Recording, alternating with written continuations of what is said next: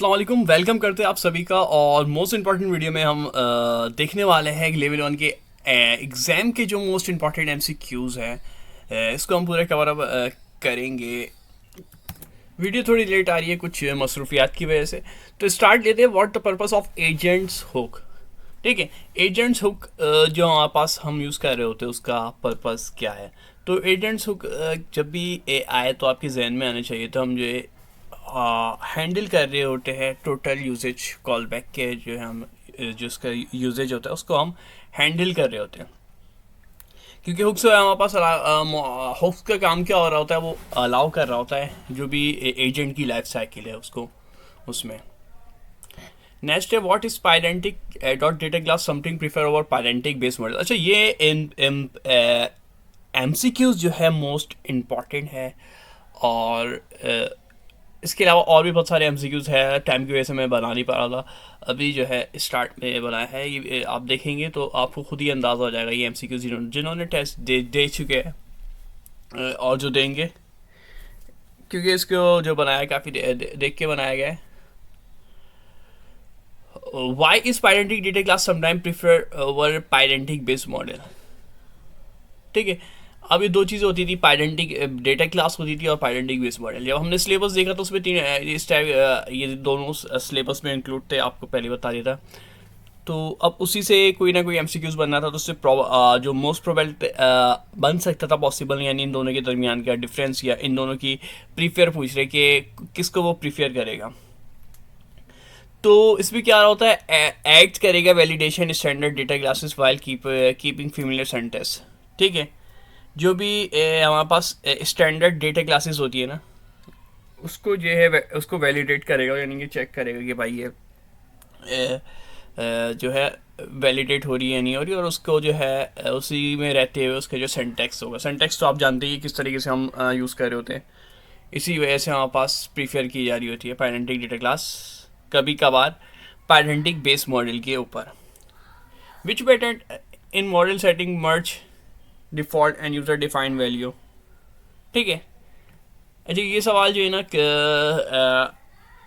आप देखेंगे तो वैलिडेट मर्ज डिफ़ॉल्ट और रिजॉल्व जो है ना, ये एक ऐसा होता है जो कि हमारे पास मॉडल सेटिंग को जो मर्ज कर रहा होता है, ये कंबाइन कर रहा होता है और यूज़र की जो भी वैल्यू होती है हमारे पास। ठीक है, यानी कि रिजॉल्व का जो हमारे पास एक बना है जो क्लास है हमारे पास ही मौजूद है, ये इसलिए यूज़ की जा रही होती है। कंबाइंड सेटिंग इंस्टेंस होता है जो कि हम ओवर राइट्स अप्लाई कर रहा होता है। नंबर 4 है if you don't specify model agent which one is use by default. अच्छा, ये बहुत कॉमन सा है, बहुत सिंपल सा है, लेकिन काफ़ी स्टूडेंट इसको देख के कन्फ्यूज़ हो जाते हैं।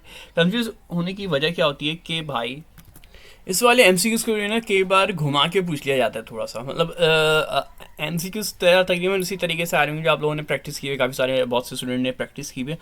एमसीक्यूज़ को थोड़ा सा घुमा के पूछ लिया जाता है। अब इस पर देखिए, इन्होंने पूछ लिया कि अगर आपके पास एजेंट है हमारे पास, आपने स्पेसिफाई नहीं करा, तो बाय डिफ़ॉल्ट कौन सा यूज़ होगा। आपने देखा होगा हम जब मॉडल की स्पेसिफिकेशन दे रहे होते थे तो उसमें हम मॉडल की स्पेसिफिकेशन बता रहे थे GPT 4.0, GTP 4.0, GPT 3.5, या तो आपने की खरीदी है। ठीक है, अगर आप ये वाजे ना करें, अगर आप ना लिखें, तो उस सूरत में जो है ना हमारे पास बाय डिफ़ॉल्ट खुद ब खुद चल जाएगा GPT 4। ठीक है, ये बाय डिफ़ॉल्ट। नेक्स्ट भी काफ़ी ज़बरदस्त केस है हमारे पास। ठीक है, अच्छा ये चौथे को एक तो इस तरीके से पूछा था और एक दूसरे तरीके से भी पूछा जा सकता है। वो तरीका ये हो सकता है कि भाई के उन्होंने पूछा था कि हमारे पास अगर स्पेसिफाई ना करे, अगर आपसे पूछे ये भी पूछा जा सकता है GPT 4.0 जो है या इसमें से कौन सा जो है ना डायरेक्ट हम यूज़ करते हैं, बाय डिफ़ॉल्ट नहीं होता। ठीक है, उसमें आपको दो ऑप्शन दे सकते हैं या तीन ऑप्शन दे सकते हैं। तो इसी तरीके से थोड़ा सा घुमा फिरा के चीज़ें जो है आपसे पूछी जा रही होगी एमसीक्यूज जो है एमसीक्यूज के अंदर। ठीक है, चीज़ें आपने पढ़ी भी होगी, चीज़ें को तो थोड़ा आगे पीछे करके पूछा जा रहा होगा। अब will S D K generate strict JSON schema. क्या एस डी के जनरेट करता है strict JSON schema for Pydantic model automatically. अब जब पाइडेंटिक मॉडल जब आप क्या जो है हमारा डेटा टाइप बता रहे होते हैं, तो उस सूरत में क्या ये स्ट्रिक्ट जेसन स्कीमा जो है खुद ही यानी ऑटोमेटिकली हमें करने की ज़रूरत नहीं पड़ती? तो भाई ऐसी बात नहीं है, बिल्कुल गलत बात है ये। हमें जो है पूरा बेस मॉडल जो है हमारे पास पैरेंटिंग मॉडल जो है वो पूरा बताना पड़ता है कि भाई ये स्ट्रिंग होगी। अगर हम वेरिएबल बना रहे हैं तो बता देंगे स्ट्रिंग है, ये इंटीजर्स है, ये बूलियंस है। इसी तरीके से हमें ये ऑब्जेक्ट है या लिस्ट वगैरह, आप टपल्स वगैरह जो भी यूज़ कर रहे हो आपको बताना लाजमी होगा। ठीक है, पैरेंटिंग मॉडल में ऑटोमेटिकली यानी ये खुद से एसडीके जनरेट नहीं करेगा स्ट्रिंग जैसन। ठीक है, वो आगे जाने देता है, वो बोलता है भाई जाओ। अगर आप उसको रोकोगे, सिक्योरिटी लगाओगे, तो ये ऐसी बात है, आप जैसे गेट पे सिक्योरिटी वगैरह सिक्योरिटी आपने वो स्कैनर लगाओगे तो ही वो स्कैन करके जाना देगा। ठीक है, तो ऑटोमेटिकली खुद काम नहीं होता, हमें करवाना पड़ता है। तो इसीलिए false unless strict requested false रहेगा जब तक हम स्ट्रिक की जब हम रिक्वेस्ट ही करेंगे। जैसे हमने बोला कि यहाँ से वेरिएबल स्ट्रिंग ही जाना चाहिए, तो फिर वो स्ट्रिंग को ही जाने देगा जब तक हम रिक्वेस्ट न कर दें, जब तक हम उसको बता ना दें। Which return time comes from runner dot run stream. ठीक है, ये जब मैंने स्ट्रीमिंग के टॉपिक में भी पढ़ाया था तो आपने ये देखा होगा, ये मेरी पिछली वीडियो में स्ट्रीम के टॉपिक के काफ़ी सारे एमसीक्यूज़ किए थे, तो उसमें से भी काफ़ी सारे स्टूडेंट के पास ये एमसीक्यूज़ लगा था उस टाइम पे भी। ठीक है, अब जिन्होंने एग्ज़ाम दिया होगा उनके पास ये एमसीक्यूज़ ये हमारे पास इसी उससे लगा है, जिसमें हमारे पास इसका आंसर था रन रिजल्ट स्ट्रीमिंग। ठीक है, कौन सी टाइप्स यहाँ पास होती है रन स्ट्रीम करवाते हुए? स्ट्रीम जब करवाते हुए चंक्स हो रहा होता है जो, और इसमें एक और भी हमारे पास लगा है कि स्ट्रीमिंग के अंदर जो है ना हमारे पास कैसे आ रहा होता है डेटा, पार्शली आ रहा होता है या पूरा एक साथ आ रहा होता है। हमने देखा था पार्शली आ रहा होता है, तो एक मतलब दूसरा स्ट्रीमिंग से वो भी लगा था। ठीक है, तो रन रिजल्ट स्ट्रीमिंग इसका आंसर था हमारे पास। कौन सी टाइप यूज़ हो रही होती है? तो ये एक बनी बनाए ऑब्जेक्ट जो है आइटरेबल होता है, हैंडल कर रहा होता है स्ट्रीमिंग इवेंट को। How do you set dynamic infrastructure like subscription status? ठीक है, हम जो है किस तरीके से डायनेमिक इंस्ट्रक्शन होती है ना, क्योंकि दो चीज़ें दे रहे होते हैं हम जब अब जो हमारे पास स्पेसिफिक एजेंट्स को जो हम बना रहे होते हैं, तो एक तो नेम तो देना हमारे पास लाजमी होता है, इंस्ट्रक्शन हमारी मर्जी होती है। अब डायनेमिक इंस्ट्रक्शन की बात की जा रही है कि एक हमें शो करवाना है सब्सक्रिप्शन स्टेटस का, तो हम क्या करें? ठीक है, क्या शो करवाना है भाई? सब्सक्रिप्शन स्टेटस शो करवाना है कि भाई ये हमारी जो है ना ये प्रीमियम सब्सक्रिप्शन है, और ये हमारी जो है हमारे पास जैसे कि गोल्ड है, हमारे पास सिल्वर कैटेगरी की सब्सक्रिप्शन है, और ये हमारे पास नॉर्मल यूज़र है। तो उस सूरत में हम क्या करेंगे? उस सूरत में हम जो है एक पास कर देंगे फंक्शन एस इंस्ट्रक्शन, एक फंक्शन ही पास कर देंगे इंस्ट्रक्शन के तौर पे, क्योंकि जो भी सारे काम है ना एजेंट के अंदर, आपके जहन में ये बात याद रहनी चाहिए, जब भी हम एजेंट बना रहे हैं ना और हम उसमें उसको कुछ हिदायतें देते हैं, उसको हम कुछ बताते हैं कि भाई ऐसा नहीं होना चाहिए। अगर मैथ वाला सवाल मैथ का पूछे तो मैथ वाला ही उसको मैथ से ही उसको रिलेटेड जवाब देना, अगर मैथ से ना पूछे तो फिर आप उसको मना कर दो। तो ये चीज़ें किस में पास करूँगा मैं? ये चीज़ें मैं इंस्ट्रक्शन में पास करूँगा। अब इन्होंने पूछा है, आप हमने सेट डायनेमिक इंस्ट्रक्शन की बात करें, हमने नॉर्मल इंस्ट्रक्शन, डायनेमिक इंस्ट्रक्शन हो शो करनी हो सबसे, तो और उसमें सब्सक्रिप्शन में स्टेटस देना हो, तो फिर उस सूरत में हम एक फंक्शन पास कर देंगे इंस्ट्रक्शन के तौर पे, एक फंक्शन बना देंगे। आपको एक क्या करना है, कुछ नहीं करना, एक फंक्शन बना देना है इंस्ट्रक्शन के तौर पे, जो कि जो है ना डायनेमिकली जो है ना जो भी अब सब्सक्रिप्शन के स्टेटस होगा ना, यूज़र जो भी यूज़र होगा तो वो खुद पहचान लेगा ये यूज़र है कौन सा, और उस हिसाब से जो है ना वो डील कर रहा होगा एजेंट आपका। What happen if instruction request tool users but tool choices is non is set? ठीक है, काफ़ी मज़ेदार सा है ये, थोड़ा सा आपको डिफ़िकल्ट शायद लगे अगर आपने इसमें कुछ मिस कर दिया। अगर हमारे पास इंस्ट्रक्शन रिक्वेस्ट कर रहा है टूल यूसेज की तो है, ठीक है, टूल में मैंने चॉइस कर दिए नॉन, टूल के अंदर चॉइस कर दिया मैंने क्या, नॉन। ठीक है, तो क्या होगा? तो एजेंट जो है हमारे पास थ्रो कर देगा कन्फिगरेशन एरर। ठीक है, उस सूरत में हमारे पास कन्फिगरेशन एरर आएगा क्योंकि मैंने टूल चॉइस में नन कर दिया, यानी कोई टूल चॉइस हम इस्तेमाल ही नहीं करना चाहते। टूल चॉइस को मैंने वो कर दिया, नन कर दिया। अब इंस्ट्रक्शन से उसको वो रिक्वेस्ट किया जा रही है टूल कि हमारे पास भाई टूल का इस्तेमाल करना है। लेकिन जब वो उसको टूल का इस्तेमाल करने का बोलेगा, लेकिन जब वो जाके चेक करेगा कि भाई टूल चॉइस जो पास हुआ है वो तो नन पास हुआ है कि भाई वो टूल चॉइस टूल तो आपको यूज़ ही नहीं करने, तो उस सूरत में कन्फिग्रेशन एरर ये शो कर देगा कि कन्फिग्रेशन जो बनी हुई है उस हिसाब से ये बात जो है सही नहीं है, तो एक एरर शो कर देगा कन्फिग्रेशन एरर का। Difference between run and run synth, ये कुछ स्टूडेंट्स ने मुझे बताया कि ये जो है एमसीक्यूज जो है इस तरीके का आ रहा था कि रन के बारे में पूछा जा रहा था और रन सिंथ के बारे में भी पूछा जा रहा था एग्ज़ाम के अंदर। तो उसी को देखते हुए इस एमसीक्यूज़ को भी ऐड कर दिया गया है। फिर मैंने बोला इस कुछ ऐसे एमसीक्यूज़ भी हो जो कि इंपॉर्टेंट, मोस्ट इंपॉर्टेंट, और कुछ ऐसे भी आ जाए कि अगर एग्ज़ाम में जैसे कि पॉसिबिलिटी तो यही होता है कि जब भी एमसीक्यूज़ बनाए जाते हैं तो उसमें ये होता है कि भाई उसकी डेफिनेशन पूछ ली जाती है, उसका डिफरेंस पूछ लिया जाता है, ठीक है, उसका यूज़ पूछ लिया जाता है। अगर कोडिंग की बात कर ले, उसका अगर कोडिंग की बात करें तो उसका कोड दे के आउटपुट पूछ लिया जाता है। तो इस तरीके की एग्जाम में भी इंक्लूड है कि कोड आप लोगों को गिवन है, कोई ऑडिट का, कोई फाइनेंस का एजेंट बनाया हुआ है, कोई ऑडिट का बनाया हुआ है, कोई सप्लाई चेन का बनाया हुआ है, इसी तरीके से कोई मेडिकल एजेंट बनाया हुआ है, और कोई वेदर का कंडीशन दी हुई है, किसी के अंदर वेदर की कंडीशन के साथ साथ किसी के अंदर आपको वेदर के साथ साथ और दूसरी कंडीशन दे के कोड की पूछ रहे हैं कि इस कोड में क्या होगा, या इस कोड में क्या आउटपुट होगा, क्या इसमें एरर आएगा, कि इसका आउटपुट पॉसिबल आउटपुट इसका या बेस्ट पॉसिबल आउटपुट इसका क्या होना चाहिए। ठीक है, तो नेक्स्ट जो है रन जब भी आएगा ना तो रन जो है ना एसिंक्रोनस होता है। एसिंक्रोनस हम देख चुके हैं बहुत डिटेल में, ठीक है। और रन सिन जो है हमारे पास ब्लॉक में आता है अनटिल जब तक कि फाइनल रिजल्ट हमारे पास ना आ जाए, अनटिल फाइनल रिजल्ट, ठीक है। तो रन जो है एसिन है हमारे पास, और रन हमारे पास एसिन है, और रन सिन जो है वो हमारे पास ब्लॉक्स में आता है अनटिल फाइनल रिजल्ट तक, ठीक है। रन जो आपने देखा होगा, हम जब भी एजेंट को चलाने के लिए हम रन की क्लास यूज़ कर रहे हैं।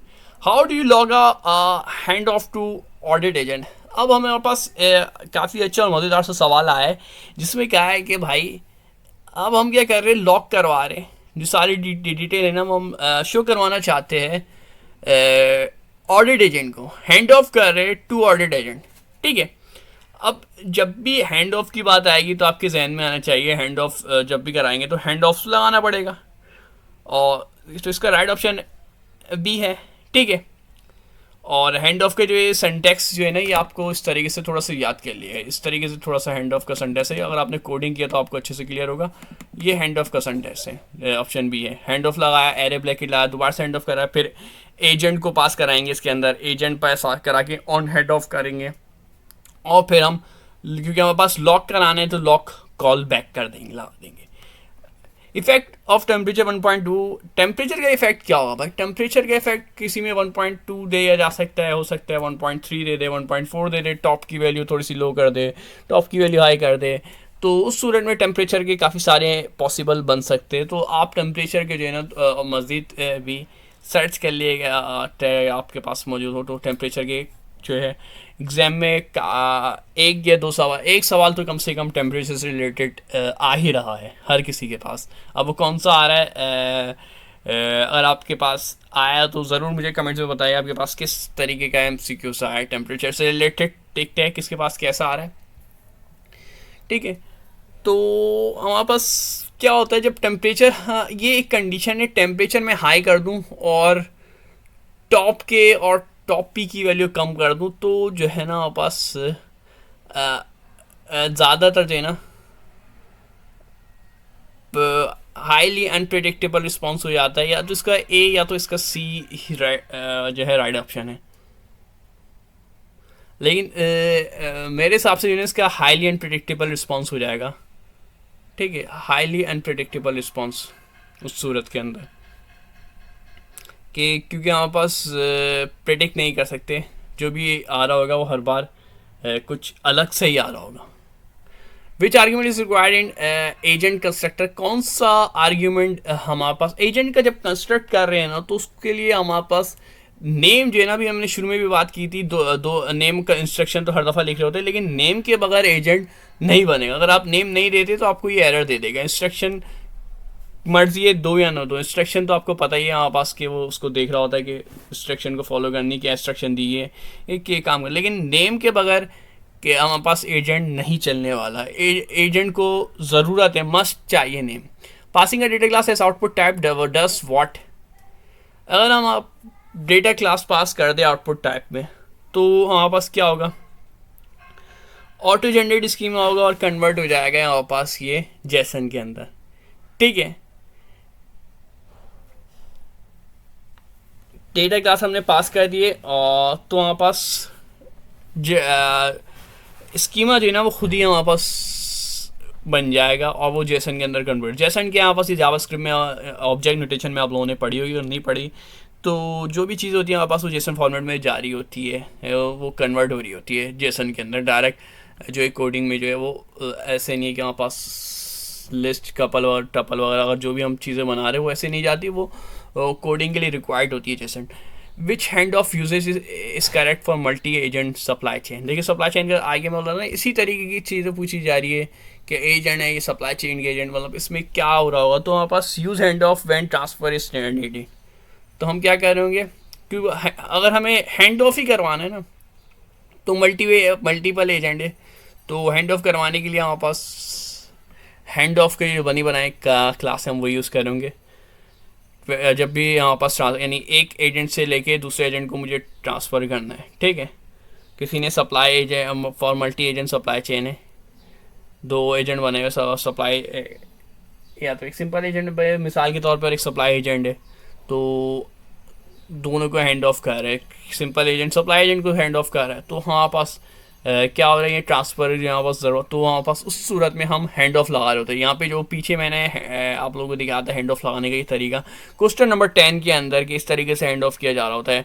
ऑडिट एजेंट को हम जैसे कि हैंड ऑफ कर रहे हैं लॉक कॉल पे, उसमें तो लॉक करवा रहे थे, लेकिन इसमें जो है हैंड ऑफ की जो है कंडीशन जो है ना हैंड ऑफ से ही की जा रही होती है, हैंड ऑफ और फिर पैरेंथेसिस।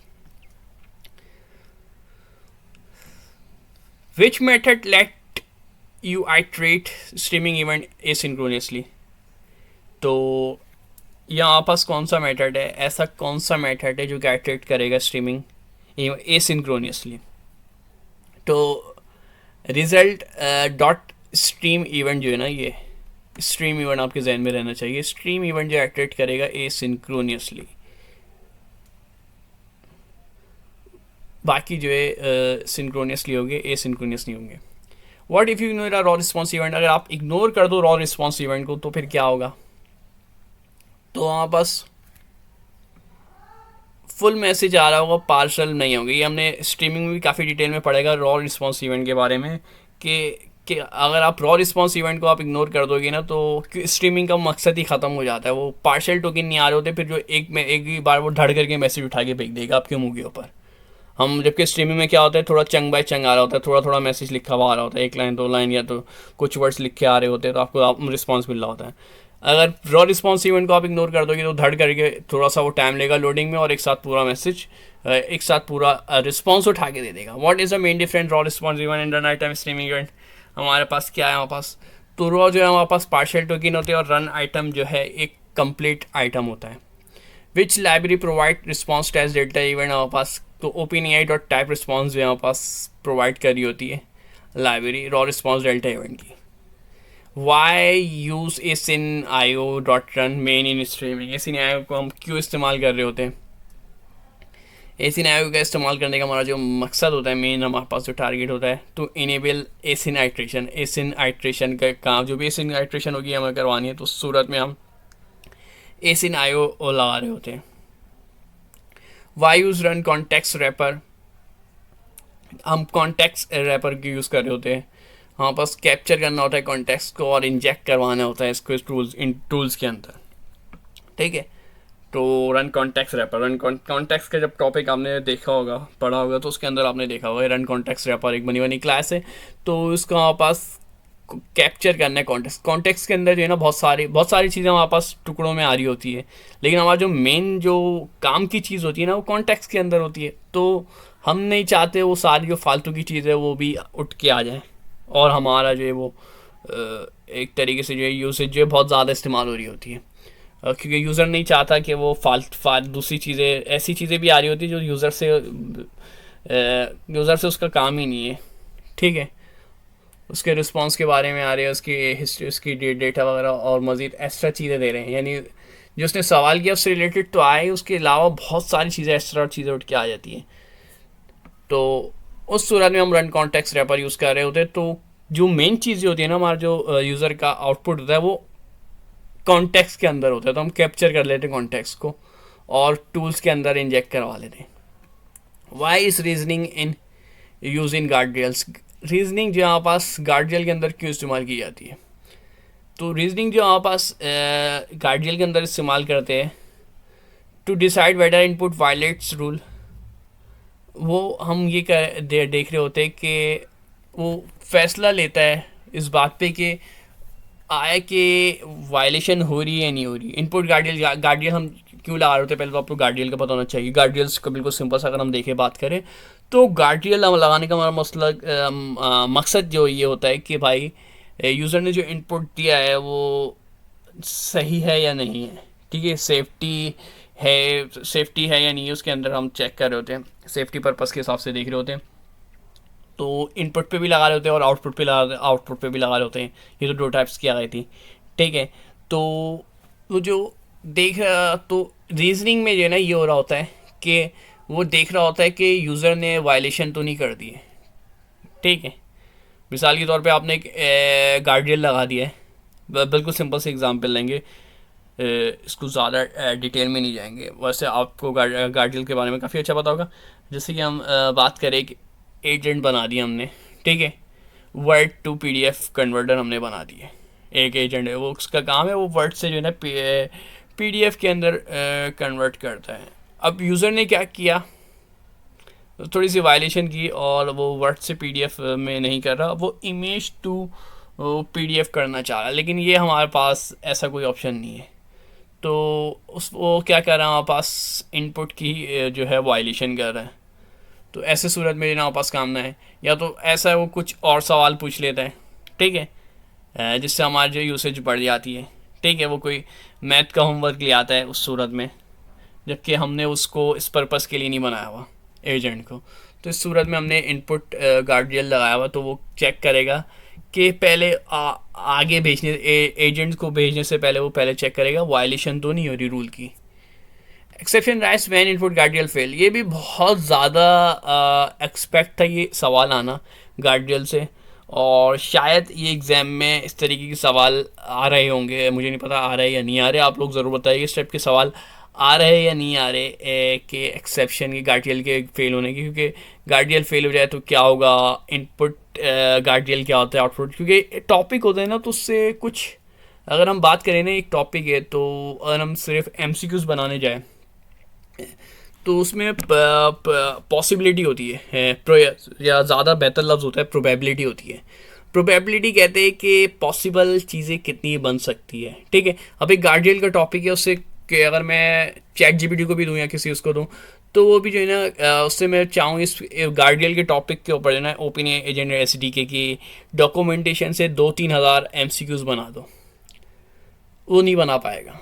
क्यों नहीं बना पाएगा? अगर वो उससे आप ज़बरदस्ती बनवाने की भी कोशिश करो ना, तो वो तकरीबन आप देखेंगे कि ये जो है ना ये 8-10 चीज़ें हैं, उसी चीज़ों को जो है ना ये बस घुमा घुमा के बना रहे हैं, क्योंकि उससे ज़्यादा वो घूम ही नहीं सकता, उससे ज़्यादा उससे बन ही नहीं सकते, ठीक है। तो एक जो टॉपिक होता है ना, उससे एक लिमिटेशन, एक टाइम पे लिमिट आती है, उससे ज़्यादा उसके अंदर एमसीक्यूज़ नहीं बन सकते, ठीक है। तो ये आपको जब भी एमसीक्यूज़ टेस्ट हुआ करें ना, तो उसमें आप चैट जीपीटी और जेमिनाई वगैरह इसके या तो डीप सीक वगैरह से एमसीक्यूज़ बनवाएं, और फिर आप एक टॉपिक के ज़्यादा पहले तो आपने उस कोडिंग की प्रैक्टिस कर लिया है क्या, उसके बाद फिर क्योंकि बेस यहाँ पे जो हो रहा है वो कोडिंग से बेस हो रहा है, तो उसके बाद जब वो एमसीक्यूज़ बनवाते हैं ना, तो फिर आप ये देखेंगे कि एमसीक्यूज़ बनवाने के बाद आपको जो है ना वो आसान लगेंगे। क्यों आसान लगेंगे? क्योंकि आप देख रहे होंगे कि उसकी जो लिमिटेशन है ना, उस टॉपिक की लिमिट फुल हो चुकी है। अब वो जो है ना घुमा के बनाने की कोशिश कर रहा है, लेकिन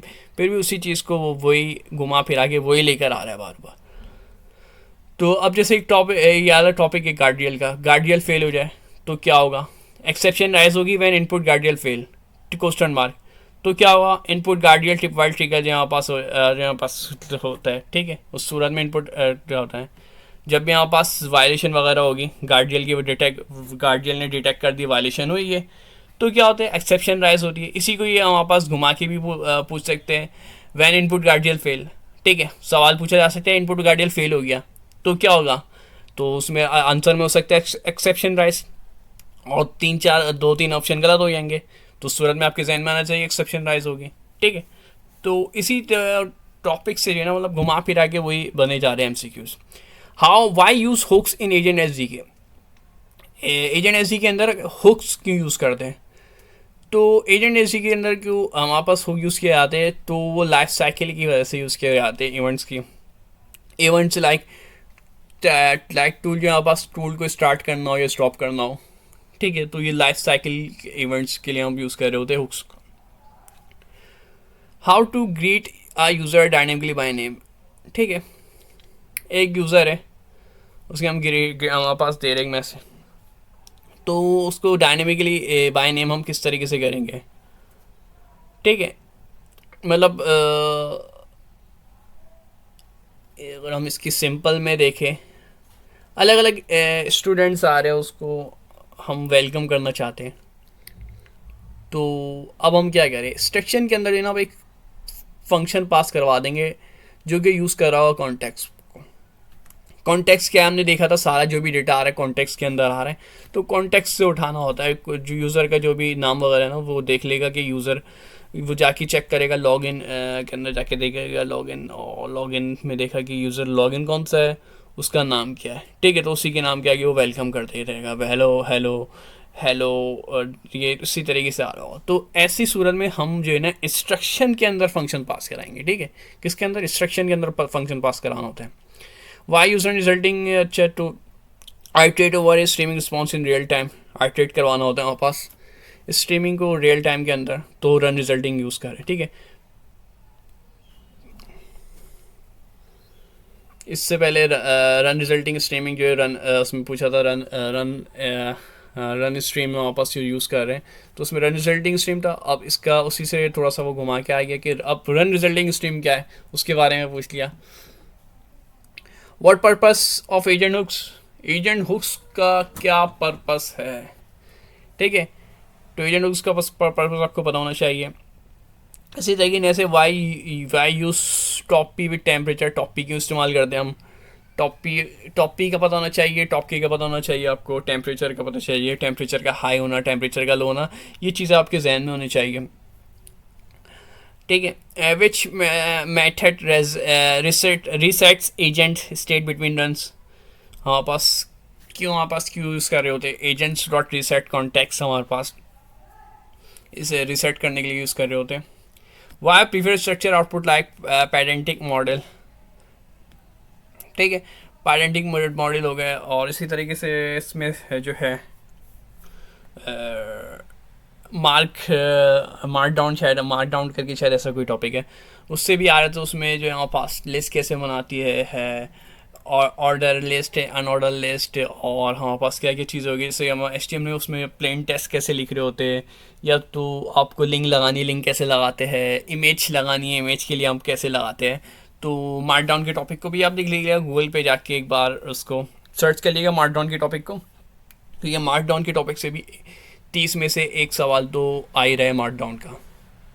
what happen if you return agent object instead of using, अगर मैं आपको दिखाऊँ तो ये है markdown, what is prompt engineering से ये आया हुआ है, सुबान भाई ने ये बनाया, काफ़ी ज़बरदस्त ये बनाया है, सुबान भाई की PDF है, बहुत ज़बरदस्त बनाई हुई, इसमें उन्होंने पूरी चीज़ें दी हुई, सुबान भाई ने अपनी सारी चीज़ें दी हुई, इसमें उन्होंने काफ़ी अच्छे और डिटेल में बताया हुआ है, चेन ऑफ टाउट और ट्री ऑफ टाउट, और इस सब चीज़ों की डिटेल, तो इसको भी एक बार ज़रूर देख लीजिएगा, ठीक है।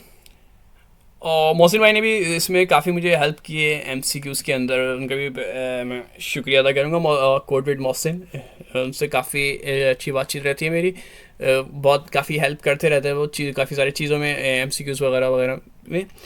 तो उनके भी चैनल को आप ज़रूर सब्सक्राइब कर दिएगा, अगर आप लोगों ने नहीं किया हुआ एक बार ज़रूर जाके देखिए। डिस्क्रिप्शन में उनके चैनल की मैं लिंक दे दूँगा, कोड विद मोहसिन की। तो हम जो है शायद लास्ट देख रहे थे, what happen if you return agent instead of using hand of. अगर हम एजेंट ही यूज़ कर दे और हैंड ऑफ के बजाय, तो क्या होगा? तो हमारे पास एक एरर आएगा, proper usage is with hand off helper. ठीक है, एक हेल्पर एरर आ रहा होगा, ठीक है, जो कि वजह बनेगा proper usage with hand off. ठीक है, कि हमने क्या किया है, रिटर्न कर दिया ऑब्जेक्ट, हैंड ऑफ कराने के बजाय ना हमने एजेंट को रिटर्न करवा दिया। तो उस सूरत में हमारे पास ये एरर दे रहा है, क्योंकि एजेंट जो है ना वो डायरेक्ट हैंड ऑफ नहीं करता। उसके लिए हमारे पास ज़रूरी है हैंड ऑफ की जो बने बनाया एक क्लास है, इसका इस्तेमाल करना लाजमी है। ये हमारे पास हैंड ऑफ जो बना बनाया है हमारे पास, इसको इसको यूज़ किए बगैर आप हैंड ऑफ नहीं करा सकते। ऐसा नहीं कि आप डायरेक्ट एजेंट्स पास करके हैंड ऑफ कर लें, इसके लिए हमारे पास हैंड ऑफ है। ठीक है, ये पीछे भी आता था हमारे पास हैंड ऑफ करवाना है, तो उसके लिए हम क्या यूज़ करेंगे, ऐसा भी आ सकता है एमसीक्यू एग्जाम में। तो सूरत में हैंड ऑफ ये आ सकता है, ऑन हैंड ऑफ का भी आ सकता है। तो यहीं पे इसी के साथ वीडियो को एंड करेंगे, और शुक्रिया, अल्लाह हाफिज़।